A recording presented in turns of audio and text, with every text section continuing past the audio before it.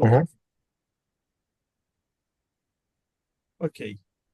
Então, nós vamos dar início às sessões anatomoclínicas de casos de autópsia minimamente invasivas guiadas por ultrassonografia.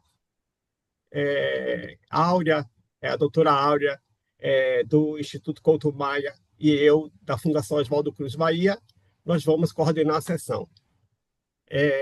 Eu peço a todos que deixem o microfone mudo, né? E no momento em que quiserem se manifestar, fazer alguma pergunta, algum comentário, eu acho que podem ficar à vontade para fazê-lo. Áurea, você quer dar alguma palavra antes de a gente começar com a apresentação da história clínica com a doutora Não, Jéssica, que é residente do Instituto Couto Maia? eu quero desejar boas-vindas, né? Boa noite a todos e vamos iniciar. Eu acho que a gente já dividiu aí mais ou menos para que a gente consiga fazer a sessão em mais ou menos 30, em 1 hora mais ou menos, né? E aí eu convido Jéssica então para iniciar, que é a nossa residente R3 de infectologia do Instituto Couto Maia. Boa noite.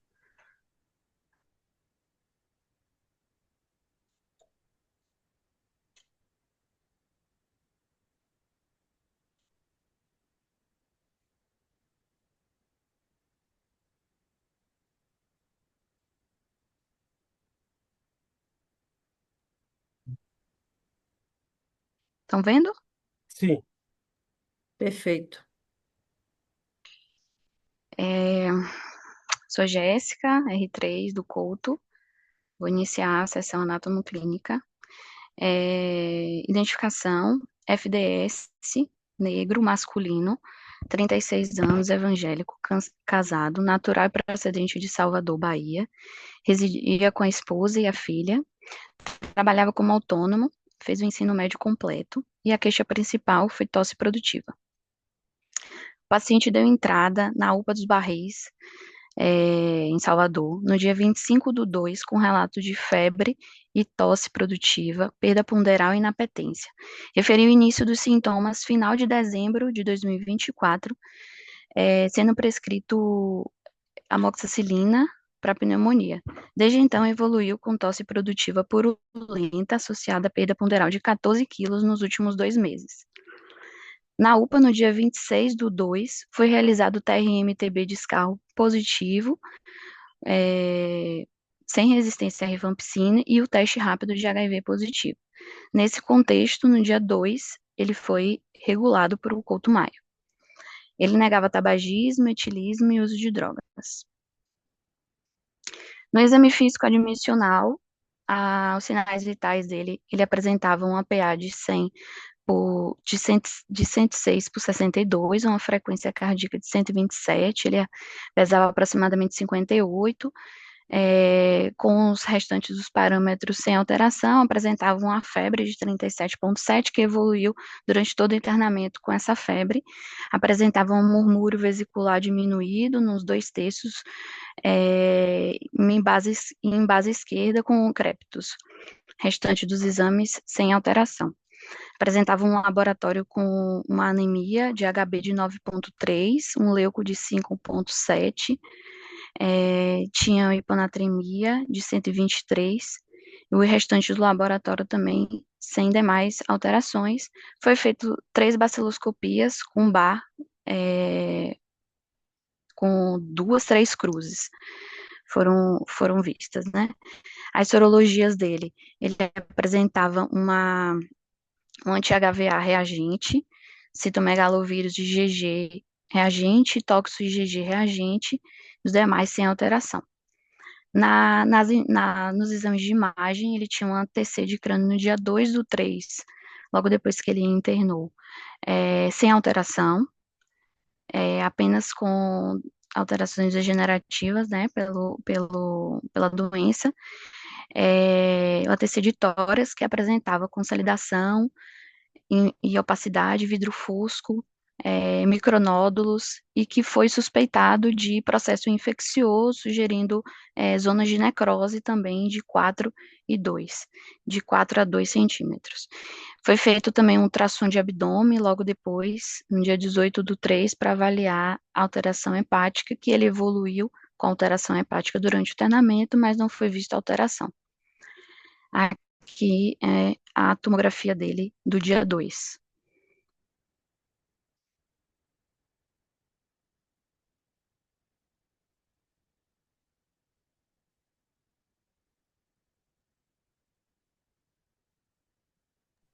Depois a gente passa novamente para a Lara, a radiologista, falar, né, Jéssica? A ideia é essa, correto? Uhum. Essa tomografia foi com esse laudo aqui, que apresentava consolidação, vidro fosco.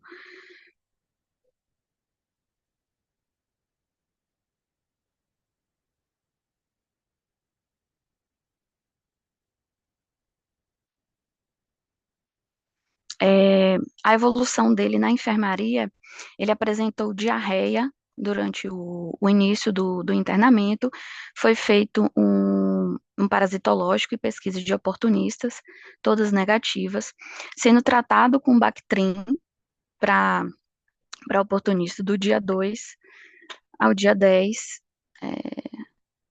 tô tentando tirar aqui, do dia 2 ao dia 10, onde houve uma melhora. No dia 10/3 de 2025, foi suspenso o RIPE que foi entrado lá na UPA devido a uma hepatotoxicidade iniciado o tratamento com a nidulafungina por uma candidíase orofaríngea.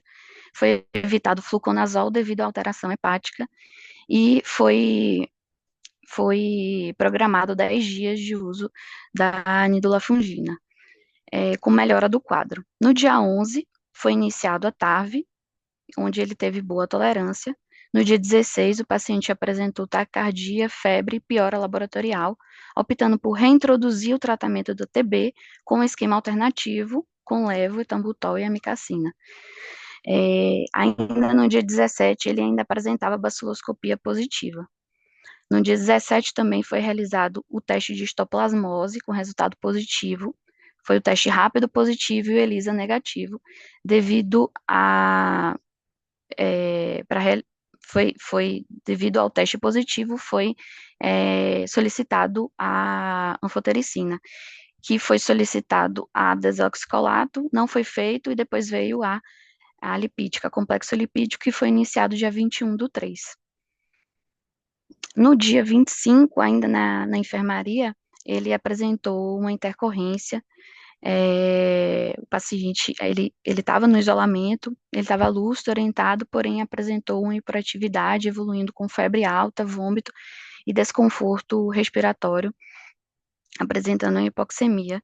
Foi instalado catéter de O2 de 5 litros, com melhora parcial, evoluiu posteriormente com ataque cardíaco de 150, uma frequência respiratória de 40, melhorou um pouco a saturação, mas optaram por transferir o paciente para o leito de UTI. Não tendo leito de UTI, ele foi com um contrafluxo por PA.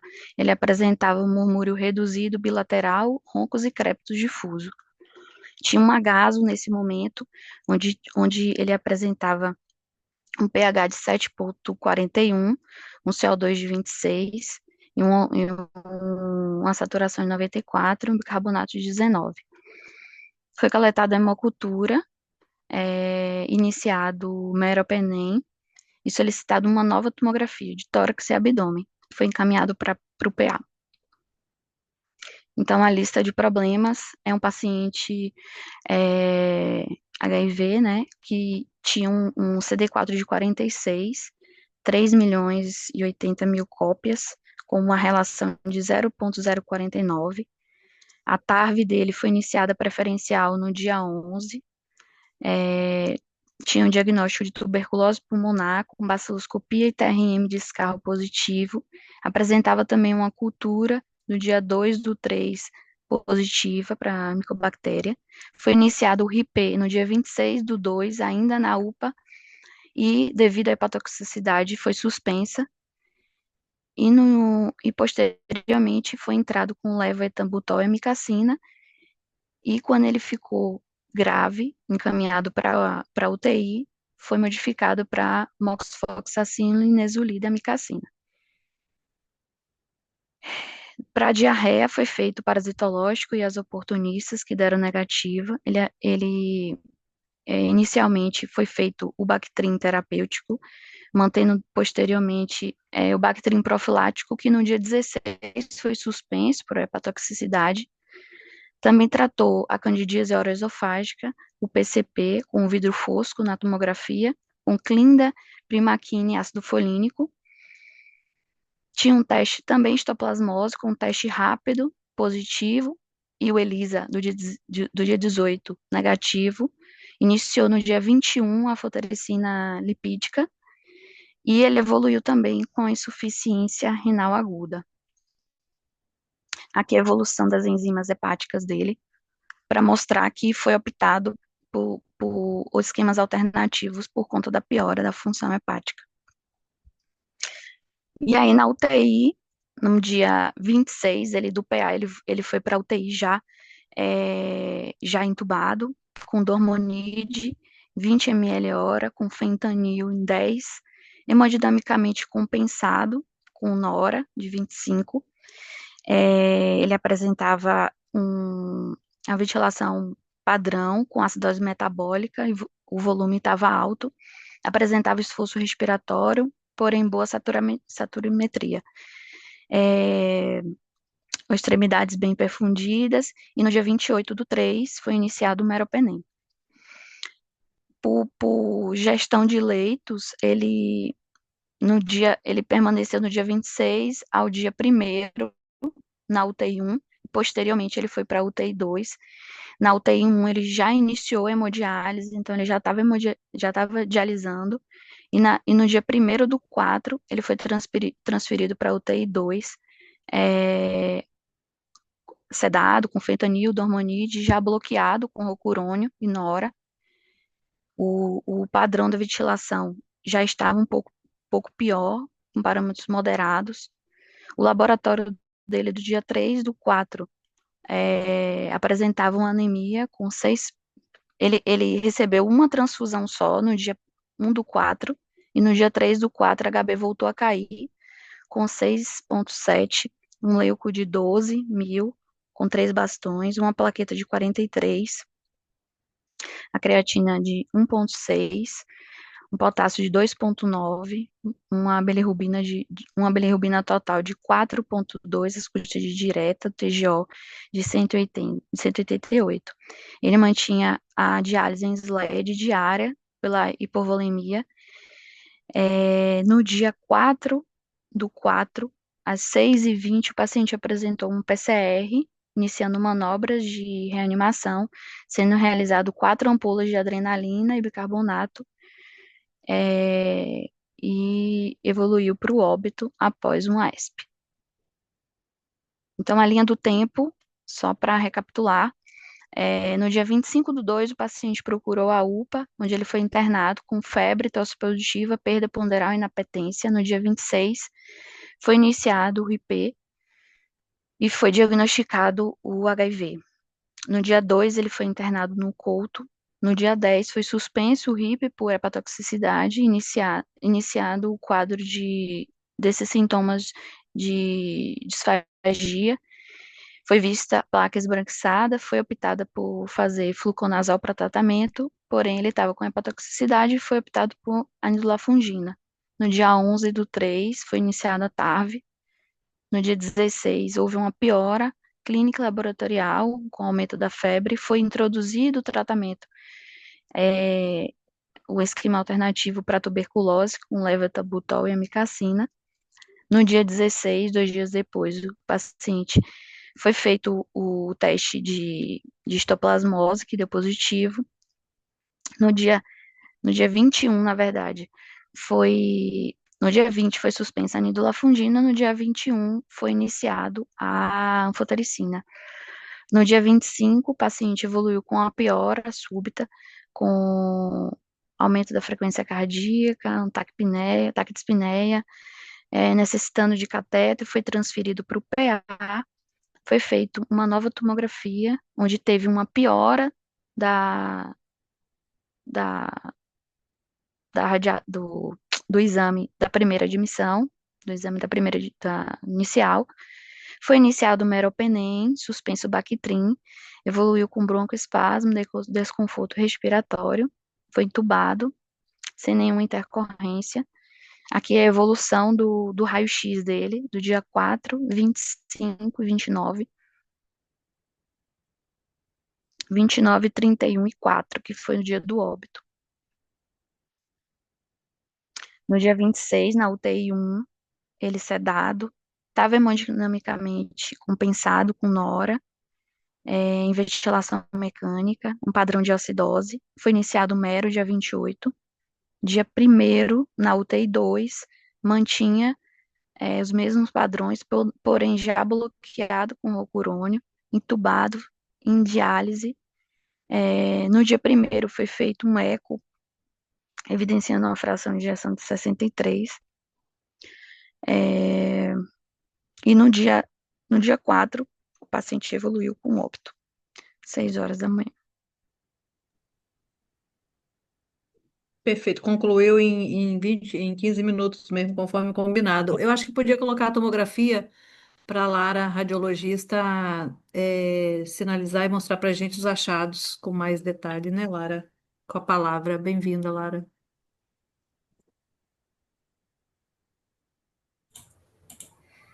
Boa noite. Eu só não tô conseguindo. Ah, acho que agora foi, né? Desativou a minha câmera, tá ligada, não tá? Tá. Pronto. Esse exame é o exame feito no dia 2, né? Então, assim, pela história clínica do paciente, ele já tinha aí uma evolução.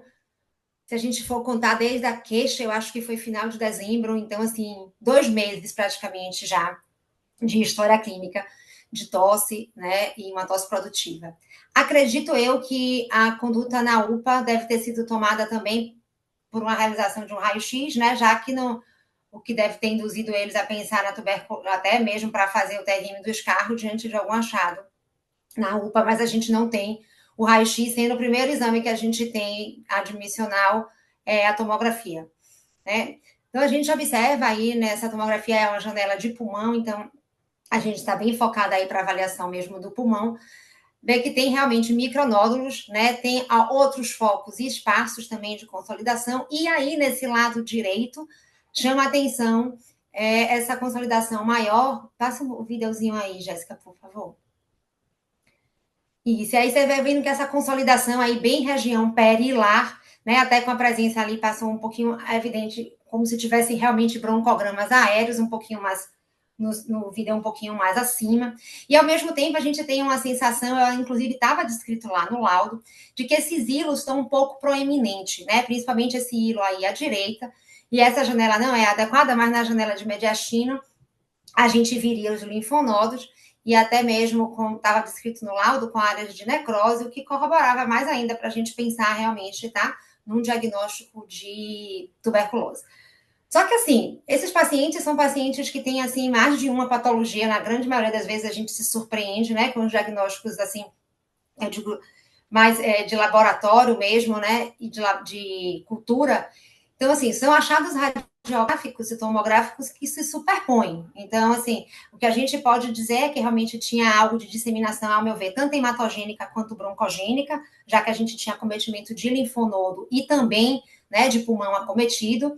E dentre as doenças oportunistas que a gente tem observado, eu acho que a tuberculose aí teria que ser realmente aventada como uma grande hipótese. Eu acho até que lá em cima, a Jéssica dá uma voltadinha lá naqueles primeiros. Eu acho que talvez estivesse até parecendo que tinha, não sei se tinha uma escavaçãozinha lá em cima, não, acho que era no outro que eu tinha visto. Mas, assim, é uma doença que dá um acometimento disseminado, né? Focado mais, talvez, acometendo mais o pulmão direito, mas já tinha um acometimento em ambos os lobos, com maior predomínio à direita. Passe aqueles raios-x, por favor. Né? Então, assim, a gente já está vendo esse diagnóstico, aí dá para a gente ver que esse exame... Isso.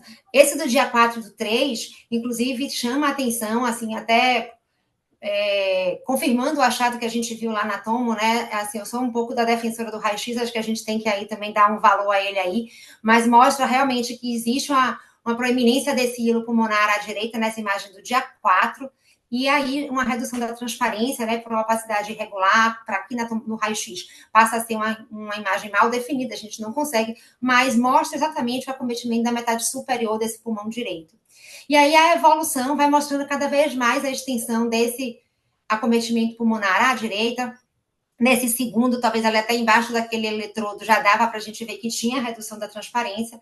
E quando chega nesse dia 29, praticamente vela, né, esse pulmão, mas chama a atenção que não tem um desvio, né, das estruturas da linha média, então acho que isso aí também a gente podia até aventar realmente uma consolidação bem extensa.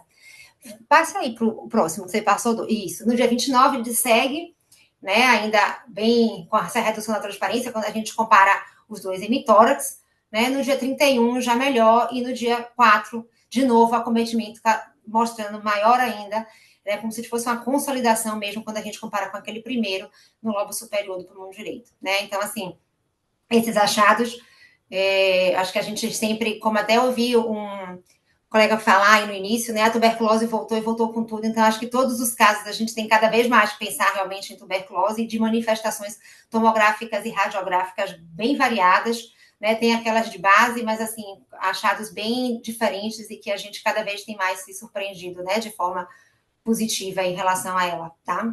Qualquer coisa, estou aqui à disposição. Ô, Lara, ele teve um antígeno para histoplasma positivo, né? Assim, a imagem do histoplasma, a gente, naquela parte da tomo, né, essa imagem mais dos micronódulos é o que eu acho que a gente mais tem visto e é o que mais falaria a gente a pensar. Essas áreas mais de consolidação seria, no caso, assim, a gente pensaria até mais numa superposição de uma infecção bacteriana já superpondo aí, né, para fazer aquelas áreas mais de consolidação.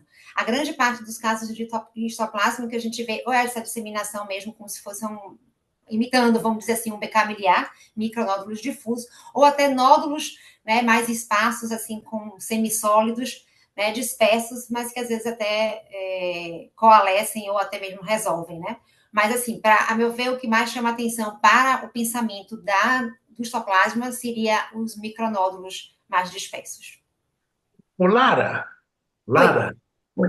Então, essa do dia 4/4, ela parece até uma pneumonia lobar, né? Olha lá. Isso.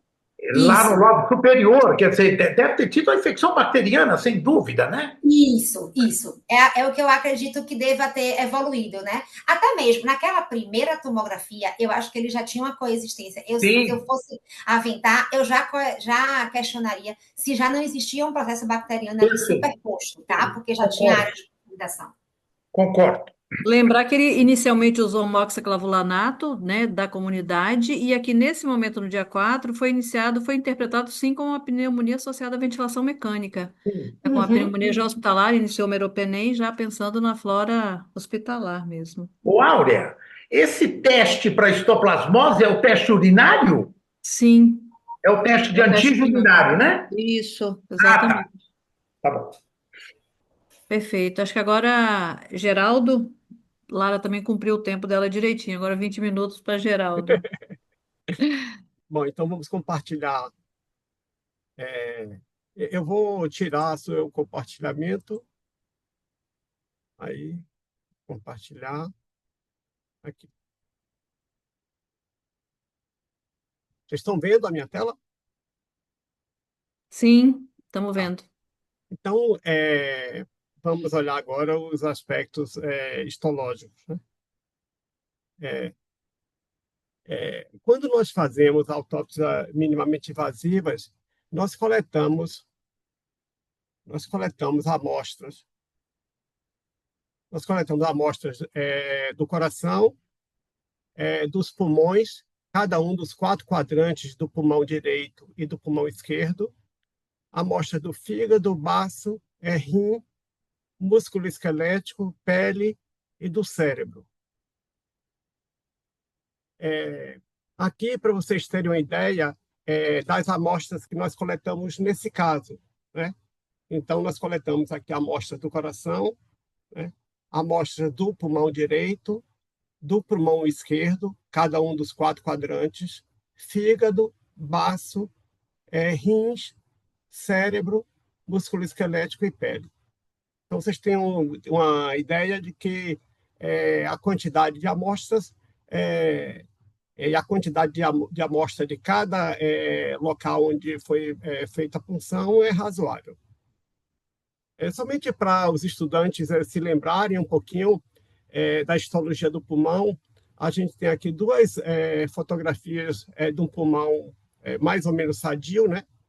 Em onde a gente vê aqui a pleura, a gente vê os espaços aéreos alveolares, a gente vê os septos alveolares delgados, e aqui, em detalhe, a gente vê um vaso pulmonar e vê os septos bem delgados e vê os espaços aéreos livres, né? No presente caso, amostras desse quadrante, o quadrante superior lateral, a gente vê, a gente tem aqui uma ideia do que a gente encontrava, né? Então, a gente vê que, com exceção de pequenas áreas que estão um pouquinho mais preservadas, praticamente todo o tecido estava modificado, né? O que a gente encontrou 3 padrões de alteração.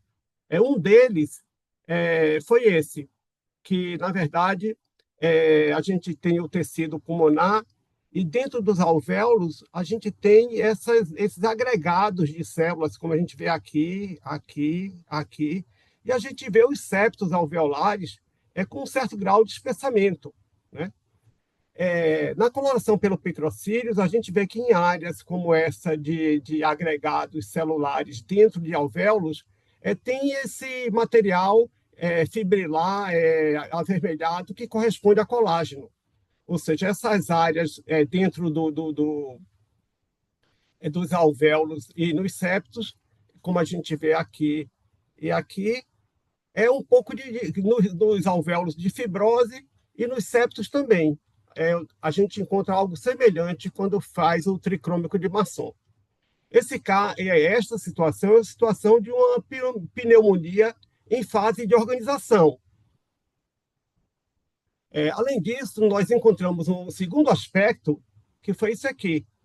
Então, a gente tinha áreas relativamente grandes, né, com o tecido inflamatório, perdão, com o processo inflamatório granulomatoso, crônico, às vezes com áreas como aqui, áreas de necrose caseosa, né?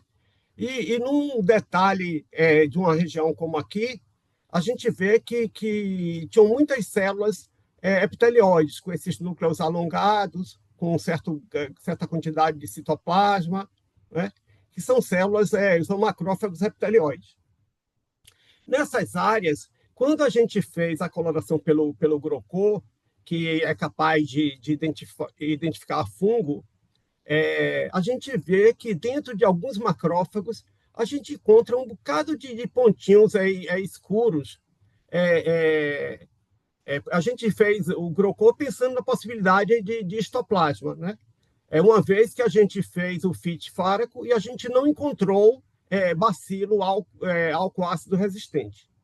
Então, nós encontramos esses pontinhos que a gente ficou pensando na possibilidade deles serem histoplasma, só que não, digamos, leveduras íntegras.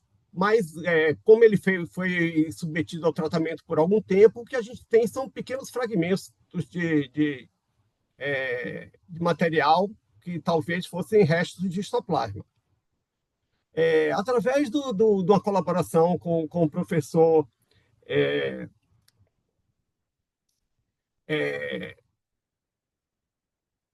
Amaro Duarte, do Departamento de Patologia da USP em São Paulo, ele fez lá imunohistoquímica para histoplasma. E a gente vê dentro de células, como fossem células macrofágicas, nessas áreas, esse material amarronzado que corresponde a antígeno de histoplasma. Então, com esses dados, a gente concluiu que pelo menos algumas das lesões eram resultantes de um processo infeccioso por histoplasma. Além disso, nós encontramos esse aspecto daqui, que nós vemos ainda no pulmão, né, septos discretamente espessados, com hiperplasia, hipertrofia de pneumócitos tipo 2, né, com alguma quantidade de hemácias na luz de alvéolos, né, e esse material eosinofílico, em algumas áreas, a gente via de novo os septos alveolares espessados, né, com grande quantidade de hemácia e de fibrina, e às vezes até, como a gente vê aqui e aqui, membrana hialina. É claro que além de muitos macrófagos espumosos dentro da luz de alvéolos. Perto dessas áreas, a gente encontrava esse aspecto, que são os septos alveolares, aqui mais ou menos preservados, mas com essa grande quantidade de material eosinofílico de caráter proteico e macrófagos dentro da luz de alvéolos. Esse material, às vezes, ou frequentemente, se mostrava dessa maneira, com um aspecto meio espumoso, né? Aqui a gente pensou na possibilidade dessa área ter uma infecção por pneumocistes, pneumocistes de Girovese. Mas a gente fez o GROCO e a gente não detectou pneumocistes aqui. Embora a gente tenha suspeitado que essa área pudesse estar envolvida por pneumocistose, nós não detectamos o pneumociste. No fígado, nós encontramos esse aspecto daqui. Isso aqui no menor aumento, a gente vê várias áreas que destoam do tecido hepático, né? Então, essas áreazinhas arredondadas ou ovoides e tal, que a gente vê aqui em maior detalhe, e a gente vê que trata-se de um granuloma. Um granuloma com células epitelioides, com pequena quantidade de linfócitos na periferia, né? Então, com esse quadro de várias lesões granulomatosas no fígado, eu mostrei esse caso para o professor Luiz Antônio Rodrigues de Freitas, e ele achou que se tratava de uma hepatite granulomatosa.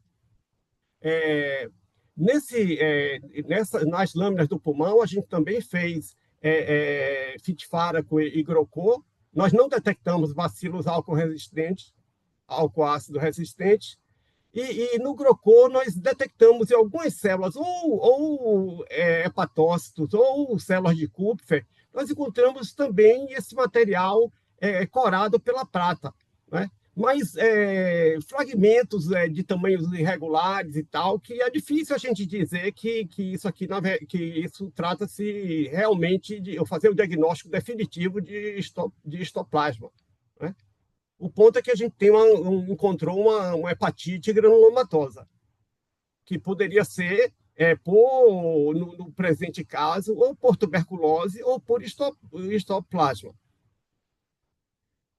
A gente encontrou também no fígado, aqui é um representante da histologia normal do fígado, onde nós vemos a veia centrolobular, nós vemos um espaço porta, outro espaço porta, outro espaço porta, e nós vemos que esses cordões de hepatócitos que irradiam da veia centrolobular na direção dos espaços portas, né? Isso aqui são traves hepáticas. Quando nós olhamos em maior detalhe para o tecido do caso em questão, a gente vê que os hepatócitos estão um pouquinho separados uns dos outros, ou seja, tem um certo grau de destrabeculação. É possível que isso esteja relacionado sei lá, medicamentos que ele tomou, alguma toxicidade hepática por medicamentos. A gente encontrou também em canalículos biliares, trombos biliares, como a gente vê aqui, e no interior de células de Kupfer, como aqui, a gente viu um pigmento amarronzado que a gente também interpretou como se fosse bile dentro de células de Kupfer. Então, quer dizer, a gente considerou que ele tinha uma colestase provavelmente relacionada a medicamentos. No baço, nós também encontramos um processo inflamatório crônico granulomatoso. A gente vê aqui, é um granuloma relativamente grande, né? e a gente vê aqui em detalhes células epitelióides, né? Então, tinha um processo crônico granulomatoso no baço. Em outras áreas do baço, a gente via um certo grau, um certo número de células epitelióides, e de permeio a gente via algumas áreas, como aqui e aqui, e a gente vê em melhor detalhe, aqui e talvez aqui, de uma necrose desestruturada, que lembra um pouquinho uma necrose caseosa, né? Nessas áreas, quando a gente fez o GROCO, a gente também encontrou um material como se positivo, mas sem a forma definida para a gente dizer que era histoplasma. A gente interpretou como, sei lá, talvez possíveis formas de histoplasma danificadas pelo tratamento antifúngico. Em outra área do baço, como a gente vê aqui, uma área extensa, tinha uma necrose de coagulação. A gente vê aqui em detalhe, né? A gente chega a ver um fantasmazinho de um vaso, de outro vaso, ou seja, é possível que ele tenha tido algum trombo que obstruiu alguma artéria ou arteríola, que resultou num infarto esplênico. Quando a gente examinou o tecido linfóide no baço, aqui a gente tem a representação de um baço com aspecto mais ou menos sadio, e a gente vê a arteríola central, a gente vê polpa branca nessa região, talvez aqui um folículo linfóide, a polpa vermelha, né? Isso aqui é um tecido, digamos, de uma pessoa que sofreu um acidente e precisou fazer uma esplenectomia. Então, a gente está vendo o baço com aspecto sadio. Aqui, essas duas outras fotografias são fotografias do presente caso. A gente vê as arteríolas, né, que seriam arteríolas centrais, com um material parecendo um tecido fibroso em torno delas, né? A gente vê também, em maior detalhe aqui, hialinose, uma certa degeneração da íntima dessas arteríolas, né? E a gente vê um despovoamento quase que completo da polpa branca, uma atrofia linfóide muito importante da polpa branca, e mesmo a polpa vermelha tem uma pequena quantidade de linfócitos. Então, ele tinha uma atrofia linfóide importante que talvez se correlacione bem com o estado de supressão imunológica que ele tinha. Bem, nós enviamos amostras do pulmão, do fígado e do baço para o nosso colega da plataforma de vigilância molecular aqui na Fiocruz Bahia, para ele pegar e fazer a avaliação de metagenômica. Eles ainda estão no processo de fazer a avaliação.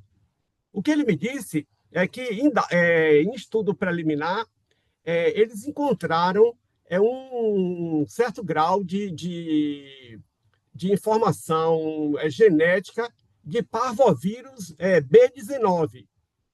Ora, parvovírus B19 ele pode pegar e infectar células tronco da linhagem vermelha e podem induzir uma anemia.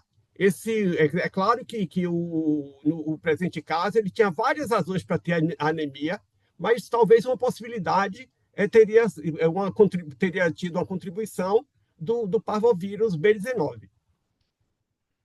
No rim, nós encontramos, aqui a gente vê tecido renal, a gente ainda vê glomérulo, a gente viu também um processo crônico, um processo inflamatório crônico granulomatoso, como a gente vê aqui, com células epitelióides, que não está vendo detalhe, e em algumas áreas, este processo crônico granulomatoso tinha áreas de necrose, uma necrose desestruturada, como a gente vê aqui, em maior detalhe, a gente vê aqui, né? Que poderia ser resultante da tuberculose ou de histoplasmose. No rim, a gente não fez avaliação por GROCO, nem por imunohistoquímica, nem pelo ZIL. Além disso, nos rins, a gente viu alguns túbulos com cilindros granulosos, esse material que representa restos de células, como aqui, aqui. Alguns túbulos com aquelas bolhas, e túbulos com citoplasma um pouquinho mais basofílico e com núcleos mais hipercrômicos, indicando,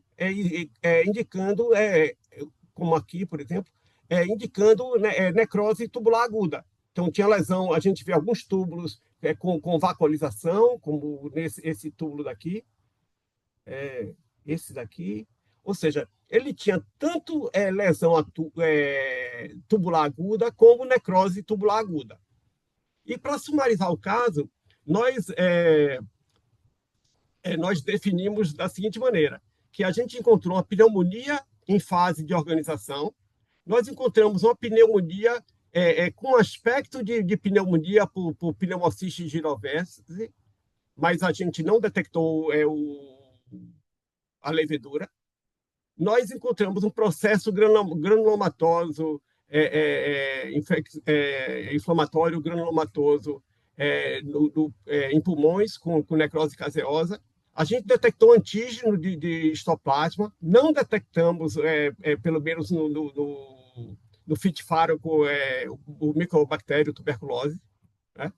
Mas a gente imagina que como ele tinha, digamos, baciloscopia positiva e tal, é possível que as lesões pulmonares decorram das duas etiologias, tanto da histoplasmose como da tuberculose.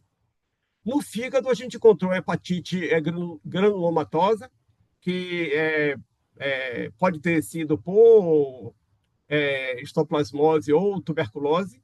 Quando foi feita a imunohistoquímica no fígado, curiosamente, não foi encontrado antígeno de histoplasma. A gente encontrou um certo grau de destraveculação e colestase, provavelmente relacionado à toxicidade.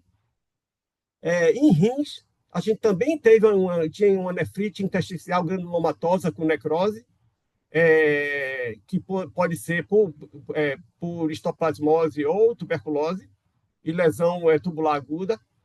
No baço, uma esplendite granulomatosa com necrose, que poderia ser por tuberculose, por histoplasmose ou tuberculose. Também tinha um infarto esplênico e atrofia esplênica, atrofia linfóide importante.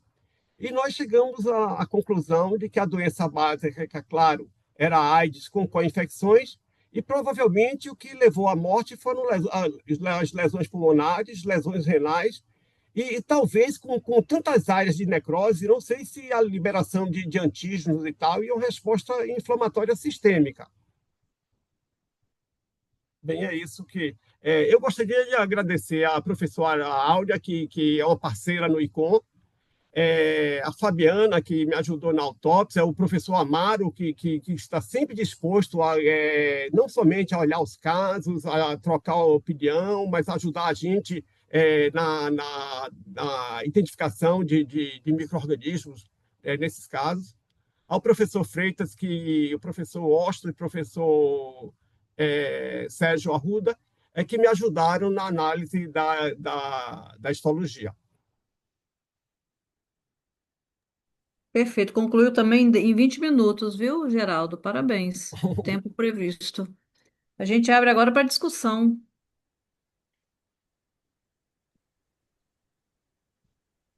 Então, Deixa eu só, Marcelo, olha só. Você tinha mencionado a possibilidade de, no pulmão direito, em especial no lobo superior, de infecção bacteriana. eu ia te perguntar isso, se você não viu.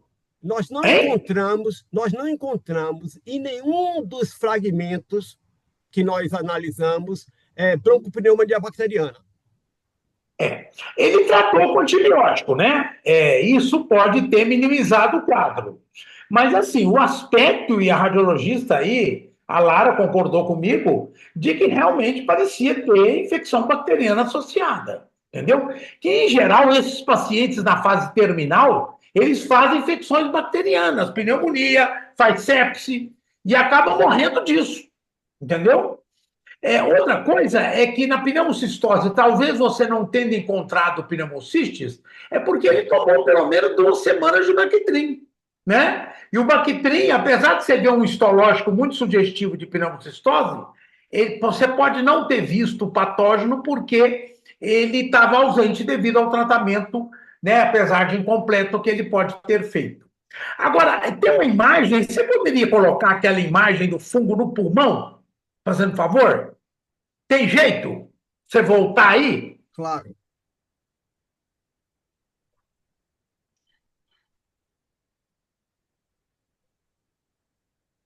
Porque, assim, ali tem um fungo com certeza. Porque corou pelo Grocott, né? Não sei se vocês falam Grocô, Grocott. Aí, não. Deixa eu ver. Essa aqui. Não, não, não, não. Aqui parece histoplasma mesmo. Não tem dúvida. Eu aqui na patologia nossa aqui em Uberlândia, os patologistas me chamam para eu ajudar a identificar os fungos com ele. Por isso que eu estou. Bom, esse aqui para mim é histoplasma mesmo, não tem dúvida. Entendeu? Pequenininho, intracelular. Não sei se algum está gemulando aqui. A gêmula em geral é única. Então aqui eu acho que pode ser histoplasma. E ele tinha um teste de antígeno urinário de histoplasma positivo. Agora, passa aí, o Geraldo. Não, vai. Aí o antígeno deu positivo, né? Não tem dúvida. Vai. Apesar do ELISA, desculpa aí, apesar do ELISA ser negativo, a gente está tendo algumas divergências, porque a gente faz dois testes, viu, Lúcio? A O gente faz o ELISA teste ELISA e a gente detecta. faz o teste rápido. E O a gente está ELISA variando detecta. essas divergências, o porquê dessas divergências às vezes, né? Pois é, mas o ELISA, Mas Claudilson, ele detecta o anticorpo ou o antígeno? O ELISA. antígeno também, Antígeno também, né? Pode na acontecer. urina. Sabe o que fiquei curioso aí, ô Geraldo? Olha o fungo ali. Aqui não tem uma seta. Ele parece. Isso, esse aí mesmo. Não, esse aí. Ele parece ter uma gemulação múltipla. Tá vendo aí? Aqui eu estou vendo apenas uma. Para o lado Não, de para cá. baixo. Esse para Aqui, baixo aqui, ó, não é? aqui É. é difícil de dizer porque a imagem não está tão definida. É possível que seja superposição. Tá. Porque eu imaginei aqui que ele tivesse uma gemulação múltipla. Entendeu? Aí, pois é, poderia ter paracoxidioide. Nós já encontramos aqui em HIV positivo paracoxidioide só no baço. Só no Aqui é baço. fígado, né? Eu sei, mas eu estou falando em um único órgão, Aqui é o sem ter baço. outras manifestações em nenhum outro lugar. Agora, aí você vê, ó, esses pequenininhos aí, ó, aí, tá vendo? Ó? Aqui é o Parece baço. tudo histoplasma. Parece tudo histoplasma, para mim. Entendeu? E quanto menor o CD4, né? O CD4 dele era muito baixo, maior a possibilidade de histoplasma Com se certeza. disseminar e CD4 tal. menor que 100, a possibilidade de histoplasma é muito grande, né? Exato. Eu acho que o grande avanço que nós tivemos no HIV avançado é que esses testes mais rápidos, o CRAG para criptococo, o Uhum. TBLAN e TRM para tuberculose e o teste urinário para histoplasmose, foi um avanço muito grande em podermos detectar essas infecções de forma muito precoce e, com isso, a gente atuar terapeuticamente impedindo que o paciente morra. Entendeu? Uhum. Eu acho, né, Claudilson? Isso Exato, foi um avanço muito grande, não é? Eu exato. gostaria, olha só, eu gostaria de ouvir a opinião de Amaro sobre essas imagens do Grocô.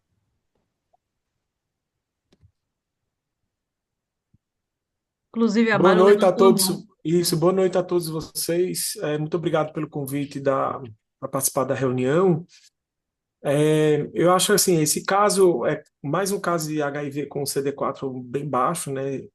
E aqui na Faculdade de Medicina a gente tem muita autópsia ainda de paciente HIV e é algo que é comum a todos eles, né? Assim, um imunocomprometimento muito grave. como você mostrou no baço, assim, um baço com poucas células linfóides, e um achado que é muito comum, assim, são doenças infecciosas oportunistas, várias, duas, três ao mesmo tempo, em todo o sistema, né? Assim, principalmente o pulmão e fígado, né?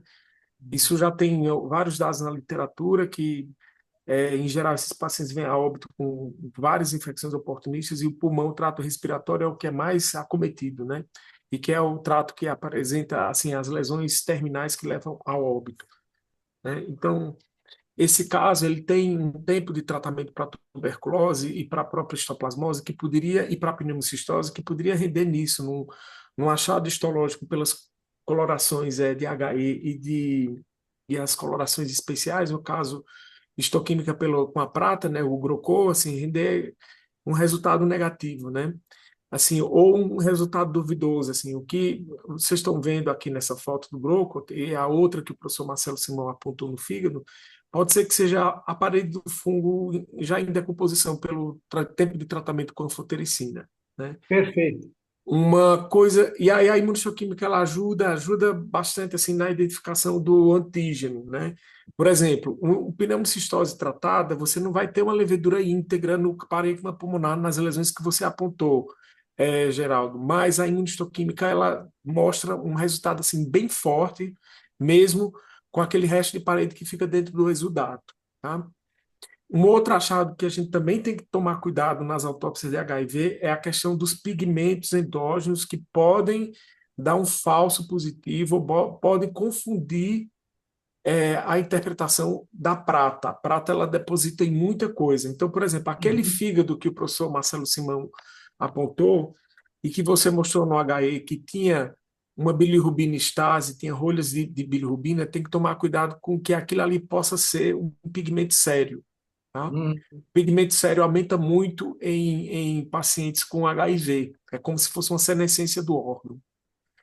E o pigmento sério, ele tem uma afinidade com a prata. Uma maneira que você pode fazer é jogar com as colorações, né? Por exemplo, o pigmento sério no fígado ou em qualquer outro órgão, como por exemplo o cardiomiócito, ele pode ser positivo pela fucsina, com ZIL. A bilirrubina você pode fazer a coloração de Hall, né, para você diferenciar com a bilirrubina estase de uma resto de parede de fungo, né? Então, o que é isso, são as minhas considerações que eu gostaria de fazer. Então, acho que deve ter muito nessa histopatologia uma influência do tempo de tratamento que ele fez para essas três doenças. É muito comum aqui a gente ver tuberculose associada a citomegalovirose, a focos de pneumocistose, a focos de pneumonia bacteriana. Fazendo um comentário sobre a pneumonia bacteriana, eu acho que ela tem influência nesse dano alveolar já em fibroproliferação com formação de BUP, né, de pneumonia organização. Então, ele deve ter vindo a óbito com falência de múltiplos órgãos, decorrente da insuficiência renal, da lesão pulmonar refratária à ventilação mecânica, como você falou, Geraldo, e assim, essa pneumonia organização pode estar associada ao componente bacteriano, né? Ou ao próprio pneumocistis, né? Eu acho assim que, no geral, assim, uma última consideração, a histoplasmose que ele fez é uma forma do tipo subaguda, talvez, assim, subaguda com envolvimento pulmonar, com granuloma pulmonar, uma pneumonia que se soma com a tuberculose, né? A pneumonia bacteriana e a pneumocistose. É isso, mais uma Amaro, vez, obrigado, viu? Amaro, Diga. seu livro é meu professor. livro de cabeceira, viu? É, professor.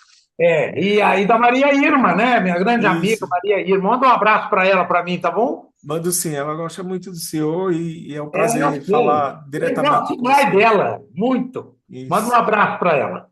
Muito trabalho ali. Muito obrigado. Amaro, é, Diga. prazer, Claudio. Amaro, você falou como subaguda. Eu, no meu ponto de vista aqui, eu estou vendo como crônica disseminada já, avançada, não? Nessas É, prováveis fígado, baço, pulmão. que talvez assim, a gente não tenha comprovação, né? Assim, pela histopatologia e talvez pela imuno.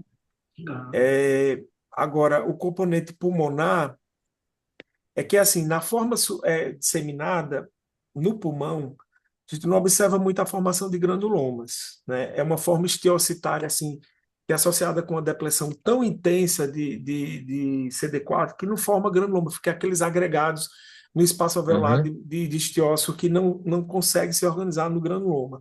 E aí você vê no sistema reticular endotelial como um todo, baço, fígado, um volume bem aumentado e com uma quantidade muito grande de levedura, né? Agora, Sim. tem a questão do tratamento, né? Assim, acho que, olha, começou o tratamento com anfotericina no dia 21 de março, então tem Uhum. 8 dias, uns 9 dias, e ele vem a óbito no Dia dia 4, 12 dias já. 4, 12 dias. Não sei se daria tempo para negativar tanto assim uma carga parasitária fúngica muito Exato. como na disseminada, sabe, Claudilson? Entendi. É, É. Ah, fica a dúvida, né? Fica a É. dúvida. sabe Ele outra também curiosidade? tomou o antirretroviral, né? Que É. aí pode ter Uhum. ajudado a organizar os granulomas que ele tem, uns granulomas bem formados até em alguns focos no pulmão, né? Uhum. Mas que são Uhum. negativos, completamente negativos para o Zilnilson e na prata para Pois é. as leveduras, né? Pois é, uma coisa que chamou atenção é que ele tem um diagnóstico de tuberculose certo, né, com É, baciloscopia positiva, TRM positivo, e nós não achamos, a não ser o granuloma com necrose caseosa, nós não achamos evidência de bacilo nele, né? é Porque isso. o pouco tempo que ele usou de esquema antituberculose foi suficiente para negativar o bacilo em todos os órgãos dele, né? Há um É, trabalho recente que mostra que você não precisa isolar o paciente mais do que 5 dias depois é que ele inicia isso. o esquema, né? Ele já não é mais contagioso para a comunidade. O esquema ele diminui muito rapidamente a quantidade de bacilos na tuberculose nos primeiros 4, 5 dias, né? E de aí vai ter um pico aí de 15 dias que Isso. praticamente zera, né? Isso a gente vê, observa bem nos tecidos. Viu, Eu, Claudilson? Eu eu, também eu vi, considero, vi. sabe, que Ah. assim, também a tomografia inicial, que na tomografia inicial mostra aquelas lesões mais alveolares, né, com um aumento do hilo e aqueles nódulos assim um pouco mais restritos, sem mostrar um componente assim mais difuso no pulmão, que aí seria o esperado de uma pneumocistose sem nenhuma resposta granulomatosa, a forma esteocítica disseminada, entendeu? Uhum. Então, é isso que eu estou considerando, entendeu? Ele tem alguns achados que lembram um pouco, uma forma um pouco mais subaguda, pulmonar, subaguda localizada, né? Assim, no parênquima pulmonar, né? Sim.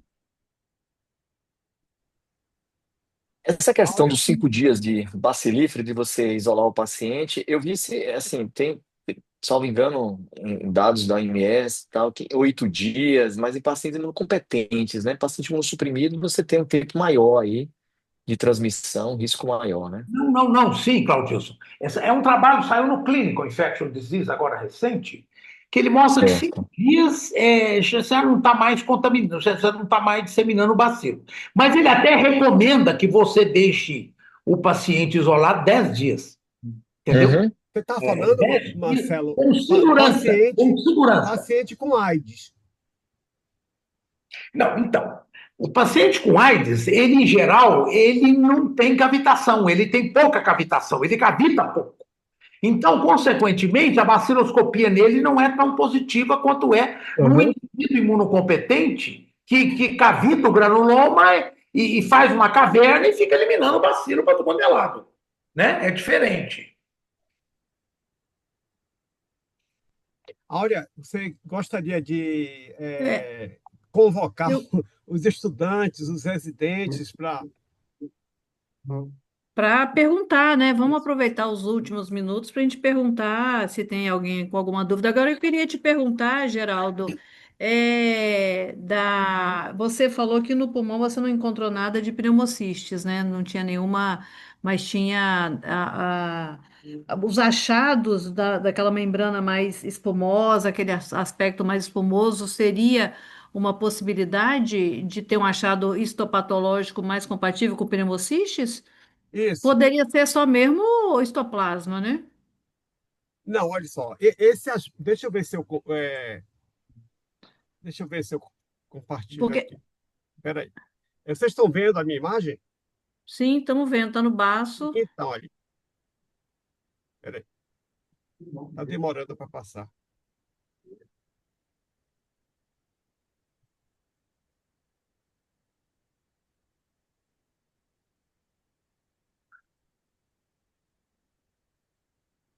Estranho. Peraí. Então, vocês estão tá vendo aqui, tá vendo Sim. olha só, esse aspecto daqui com alvéolo cheio desse material eosinofílico, tá? De natureza proteica, e com aspecto, como a gente vê aqui, um aspecto um pouco espumoso, isso com um certo grau de dano alveolar difuso. Isso aqui é muito comum na pneumocistose. É o aspecto que a gente encontra na pneumocistose. Uhum. A gente só não detectou dentro de alvéolos, quando a gente fez o GROCO, só não detectamos o pneumocistis. Mas Uhum. esse aspecto aqui é muito sugestivo de pneumocistose. E como o Amaro falou, é possível que ele tivesse tido a pneumocistose e, com o tratamento, tenha Exato. eliminado a maioria Isso. É. das leveduras. Ele falou que se tivesse feito imunohistoquímica, talvez a gente detectasse Acontece. fragmentos do pneumociste. Isso. Viu, Geraldo? Perfeito. Esse corte aí, esse campo, é um campo que, nesse caso, nessa hipótese, vale a pena passar pelo imuno, entendeu? Você faz o Perfeito. GROCT, você não acha nenhuma levedura típica de pneumociste, mas você faz a imuno, ela dá bem positiva, se for o caso, Quer né? Assim, dizer, o que eu queria falar é isso, né? Um paciente que tinha, provavelmente ele teve pneumocistes, ele teve a tuberculose mesmo bacilífera com baciloscopia positiva e histoplasma positivo, né? Então, três patógenos mesmo praticamente comprovados, além da candidíase oroesofágica, que ele fez o tratamento com anídula fungina. Então, ele teve, né, quatro patologias no mínimo aí, e aí você me vem com a novidade de um parvovírus através do metagenoma que, né, um paciente com uma anemia, ele recebeu sangue, mas ele tinha tanta infecção que a gente não ia pensar, mas a literatura fala do parvovírus como um achado frequente também, né? Então acho que a gente tem que abrir um pouco o olho também para esse lado, que é uma novidade. Vamos ver se o metagenoma vai concluir mesmo esse achado, né? E viu, aí eu doutora queria ouvir Áurea? Marcelo e Amaro também em É, relação a isso, né? viu, doutora Áurea? Temos autópsias aqui que o paciente tem 7 patógenos, seis, É, 5 exato. patógenos. Uhum. E o parvovírus também você pode pesquisar na medula óssea, se tiver dúvida, assim, se a causa da anemia é pelo parvovírus. O Medula é o antígeno melhor dele, material, é né? isso, o parvovírus, é. Se não, assim, tem que tomar cuidado com a interpretação da metagenômica, que pode Sim. amplificar muita coisa. Porque, assim, esse paciente com HIV/AIDS, assim, avançado, ele tem N razões, assim, para fazer uma anemia grave, né?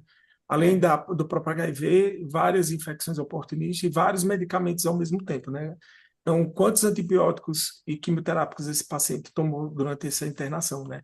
Só a Uhum. anfotericina, ela é um medicamento tóxico para a medula que é super importante, a pentamidina, Bactrim o também. Bactrim, tudo isso, né, que fica difícil de avaliar. Mas no É. caso do parvovírus, vocês podem fazer a imunistoquímica e não espere que o parvovírus vocês encontrem uma inclusão viral típica na medula óssea, como, por exemplo, no recém-nascido com infecção por parvovírus. Tá? Interessante. Ok, alguém pergunta alguma coisa, pessoal? Fiquem à vontade. A gente, né, tá a 21 horas e 8 minutos. Eu acho que mais uns 2 minutos.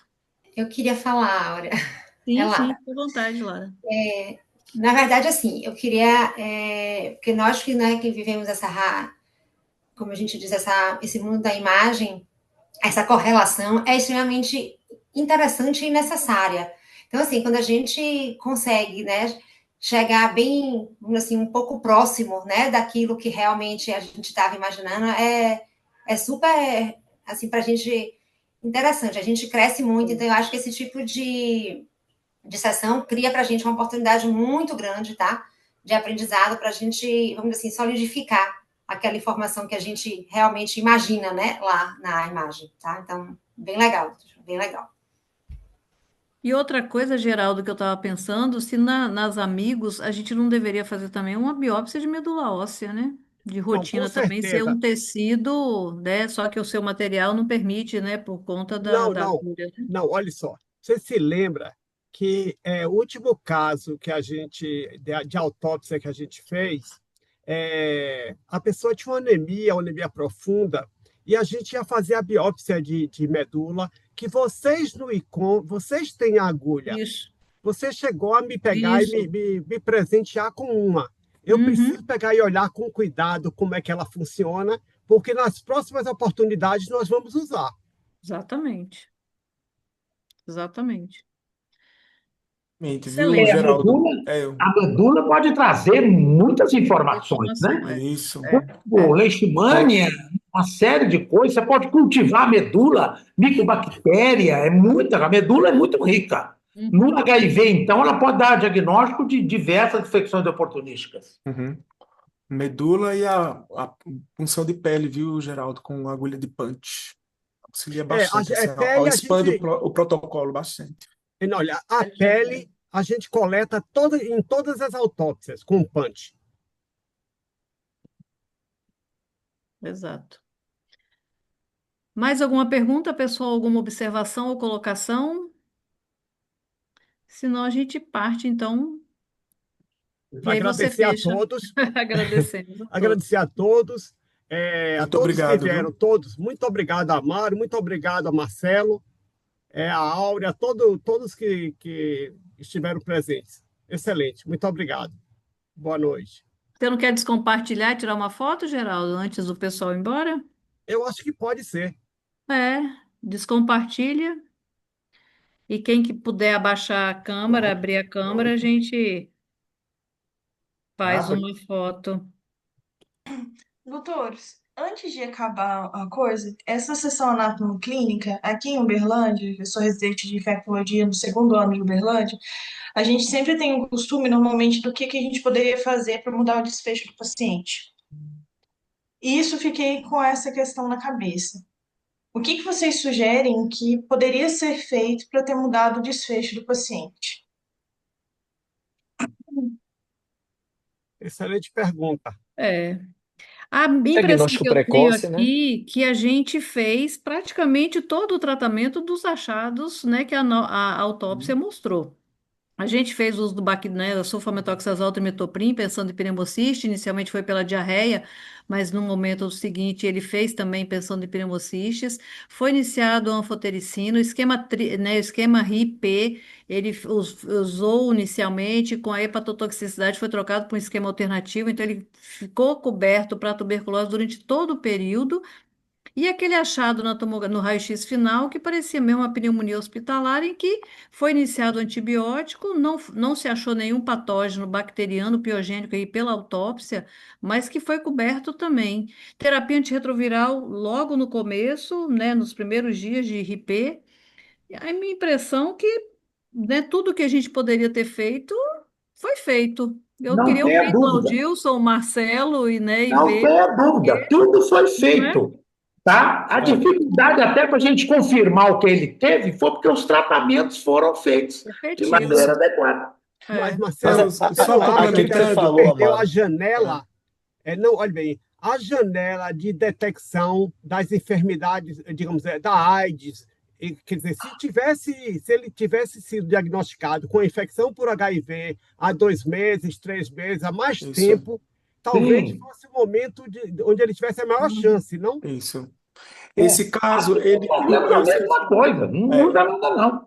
Esses casos... Completamente. Desculpa, professor. Esse caso, eu esqueci o nome da residente que fez a pergunta, Mariana, Tatiane? Mariana, é minha residente aqui. Mariane. Tá, Mariane, assim, esse caso é justamente isso, é um caso em que, infelizmente, assim, o paciente perdeu a chance de um diagnóstico precoce de HIV/AIDS e que chega no hospital, assim, já numa fase bem avançada da doença, com um dos principais marcadores, assim, que influencia o prognóstico dele dentro do hospital e dentro dessa internação, que é a insuficiência respiratória, o acometimento pulmonar e com evolução em poucos dias, assim, com várias disfunções de vários órgãos. Isso era um cenário que a gente viu muito, assim, no final dos anos 80, nos anos 90 aqui no Brasil e no início dos anos 2000.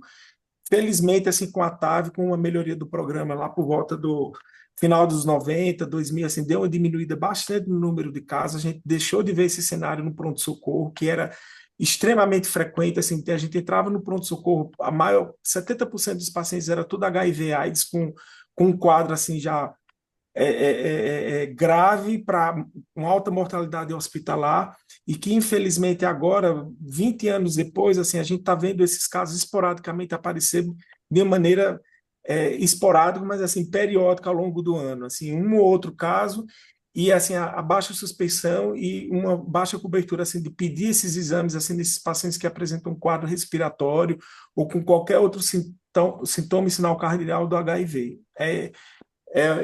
Infelizmente é isso, assim, mas é um paciente que infelizmente já entrou no hospital com vários marcadores de mau prognóstico. Perfeito. Muito Eu bom. só, eu só queria complementar o que Simão e Áurea falaram, desculpa, Áurea. Diagnóstico precoce, né? Hoje com os testes rápidos para tuberculose, para cripto, para Está isto muito. e por aí vai. Então a gente pensar antes e pedir.